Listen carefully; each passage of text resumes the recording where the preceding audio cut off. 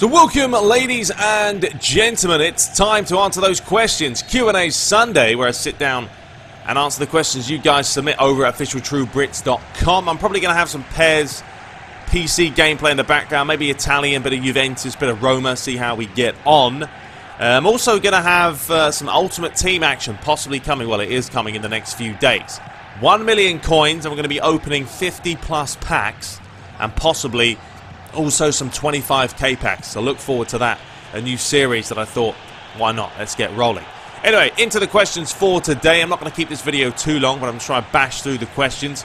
First up from Badman Harry, a very serious question here. It says, "Hi TTB, will you marry me?" Well, unfortunately, I'm not quite ready for such a commitment right now, so maybe down the line we'll have to see, but I'm expecting a proposal on one knee if you do. Love it.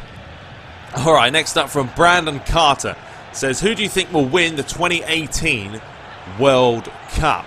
Well, it's going to be a tough one to call. I think you've got your usual favourites in there. Argentina did well. They're going to be up there. Germany obviously won the World Cup. They're going to be the favourites. The likes of Brazil, possibly. I mean, Brazil didn't play that well, to be honest. I mean, to me, honestly, in the World Cup at Brazil, they didn't play that well. They got fortunate in a lot of games. They had the crowd behind them. That obviously gives them an extra boost.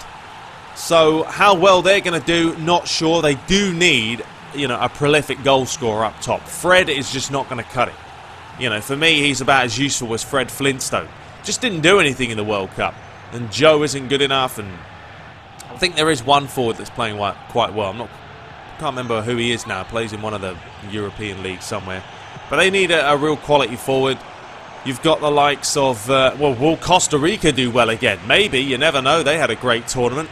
England and Italy were two disappointments that I thought would do a hell of a lot better than they did.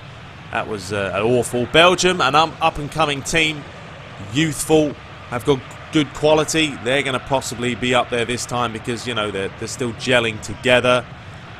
Netherlands, they're always up there. They're playing well, so we'll have to see how they do. But I think ultimately in Spain, they had an absolute nightmare. You'd have to feel they've got to bounce back in the next World Cup. But ultimately, the favourites will be Germany. Can they do it again? We'll have to see. Okay, next up from Lucas Pinto.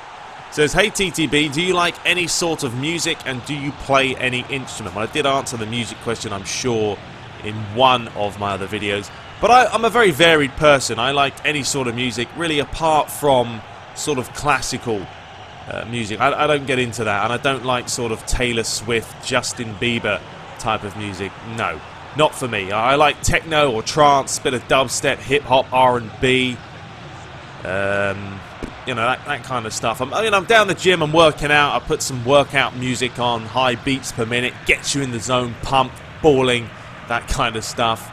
Also like the 1975, if you guys have heard of them, an English band.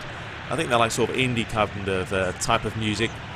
Like a bit of that as well. Do I play any instruments? I used to play the clarinet. God, that was fun. Back in England, it was the clarinet. Didn't play it over here in the US, but it wasn't an exciting instrument, to be fair. It's kind of boring, and it's just not exciting at all. I should have played the drums or guitar. That would have been much better.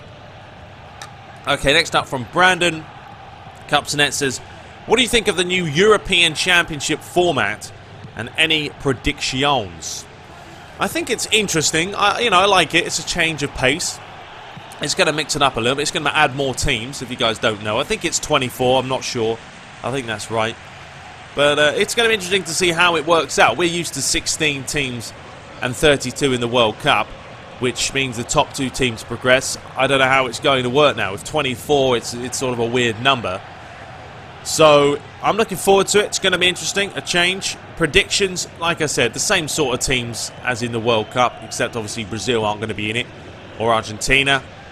But Germany are going to be your favourites. You think Spain are going to have a decent run. Netherlands.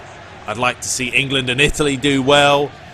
But you never know. It's the Euros and anything can happen.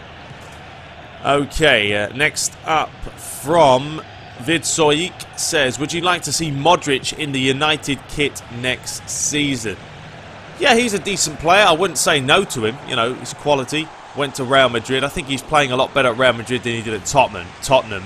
but that's because, you know, he's got so much more quality around him. No question there. But I think Man United need to worry about buying a defender more than a midfielder. They've got stack full of midfielders now. Yeah, they've got Fellaini, Herrera, they've got Di Maria, Mata. Whether he'll stay or not, we'll have to see. Yeah, they've got Blin. It's just, there's too many midfielders, to be honest with you. Valencia, you know, if Nani comes back, Ashley Young. I think he needs to just worry about getting a defender. There's talk of him going for like Hummels and Laporte. But instead of talking about it, just go ahead and do it. Put in a bid, Louis van Gaal. Pull your finger out, mate. And go for Hummels. Buy him. Borussia Dortmund are having an awful season. They might not want to sell him because they obviously want to stay up this year. But still, if they've got enough money, put the bid in. I'm sure Hummels would leave, because why are you going to stay at a team that's fighting for relegation, or you go to Manchester United, who are looking for Champions League football? You know, it's a no-brainer. So just go for it. See what happens. Alright, next up from Joshua Halstead says, who would you love Manchester United to pick up in the transfer season, and why? Well, like I said, a defender. Why? Because they need someone at the back, a solid backbone type of player. You know, Marcus Rojo is decent, but he's not like a leader. He's not like a Vidic. We need someone like that. We need to get rid of players like Phil Jones, Smalling, Evans. For me, not good enough at Manchester United. They might fit a mid-table team, sort of a Sunderland, an Everton, but they don't fit Manchester United. They're not good enough. They get the ball, and they don't have the brain to sort of figure out what's going on. So for me, get rid of them. Get rid of them, bring in some good quality experience at the back. That will sort out the backbone of the team, because the defensive side of things, you've got to have a rock-solid defence. Remember when Manchester United had problems in goal? They had problems in goal, which meant they had problems on the field. Until they found a decent goalie, like Van der Sar when he came in, they're all over the place, conceding goals, because if you haven't got a good goalie and a back four, then the rest of the team isn't going to perform. So they need someone at the back there, and I think they need a good, solid, prolific goal scorer as well. You know, maybe they're trying to get Cavani. We'll see what happens there. Someone like him, I think, would be good in the side. But they don't need more midfielders. You know, they talk about Gareth Bale. You don't really need Bale. You've got enough quality in there to play without him. I'd rather have De Gea in goal than Gareth Bale, to be honest with you. Good question. Hope that answered it for you. Next up from Justin NG says, can you do a Man City career mode? Well, I'm doing one with Manchester United at the moment. I think it would be a little bit bad of me to switch over to Manchester City. I know I'm doing one with Liverpool on the PES side of things, and people didn't like that. So Man City could cause even more controversy. But yeah, I'm enjoying the Man United playthrough. We'll stick with it and see how this season goes.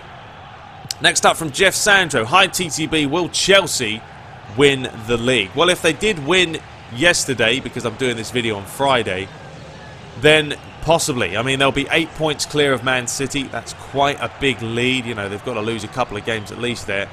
If Man City win, we're back in for another good title race. So, I mean, I'm hoping City win, because obviously I want Man United to try and win, or I want them to keep winning, get closer to Chelsea. But they're in the driving seat. It really is up to them to lose it, you have to say, at this point of the season. Still plenty of games to play, still plenty of teams to play against. But yeah, they're in the driving seat, and it is theirs to lose. Okay, next up from Suresh TT. I hope I said that right. Which is your favourite ball to play football, or soccer, as he said? I like the good, solid, expensive balls. The ones from the Premier League, La Liga. I play with them on Wednesday, and I've managed to play with those types of balls, and it's just so much better than playing with those crappy $20 balls that you can get from like the supermarket, obviously, as you would expect. But there's none of that real padding on there. It's just pure, I don't know what they're made out of nowadays, synthetic material, but you can pump those balls up completely and just play great football. They feel better on your foot. You just notice the difference. I mean, I've played matches on a Sunday, and you guys have probably done this. You know, Sunday league football's hilarious, always good fun. But you play with these Mickey Mouse balls, and you miss every chance. And it's not because you can't score, because the ball is crap. It hasn't been pumped up enough, or it's been over-pumped. You're playing with a volleyball. It's laughable at times. But I do love those Premier League, La Liga type balls they play with. I would take those any day of the week. Okay, next up from Maximiliano Speta Quark.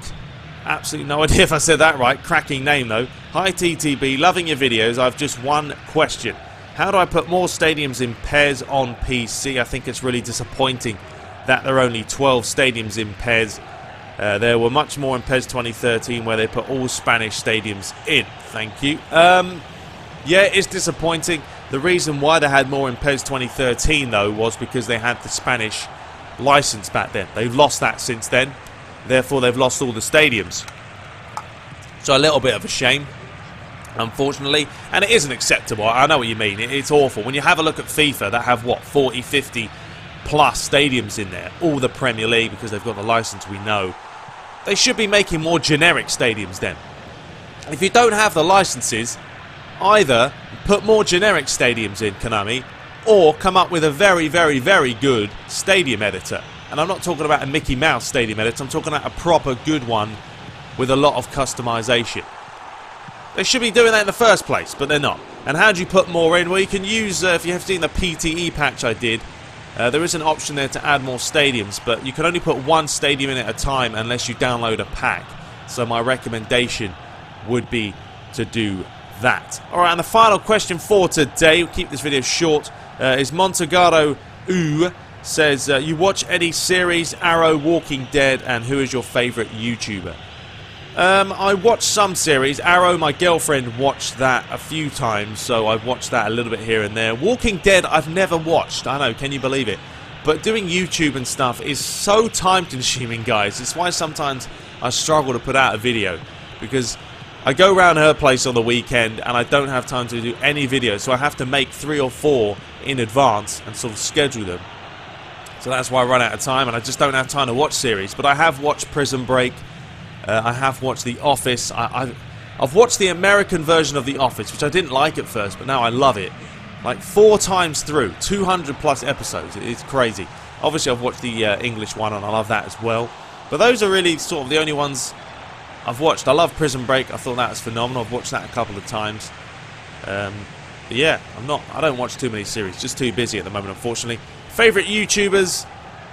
There's a lot of them. I love the Hodge twins. They always crack me up. You guys probably know them. I mean, they don't put as many videos out now, but when they do, their videos are just funny as hell.